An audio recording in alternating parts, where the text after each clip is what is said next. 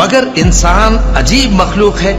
کہ جب اس کا پروردگار اس کو آزماتا ہے کہ اسے عزت دیتا اور نعمت بخشتا ہے تو کہتا ہے کہ میرے پروردگار نے مجھے عزت بخشی، اور جب دوسری طرح آزماتا ہے کہ اس پر روزی تنگ کر دیتا ہے تو کہتا ہے کہ میرے پروردگار نے مجھے ذلیل کیا۔ یوں نہیں، بلکہ تم لوگ یتیم کی خاطر نہیں کرتے اور نہ مسکین کو کھانا کھلانے کی ترغیب دیتے ہو،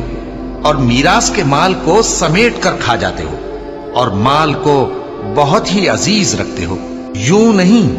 جب زمین کوٹ کوٹ کر برابر کر دی جائے گی اور تمہارا پروردگار جلوہ فرما ہوگا اور فرشتے قطار در قطار آ جائیں گے اور دوزخ اس دن سامنے لائی جائے گی، تو انسان اس دن سوچے گا،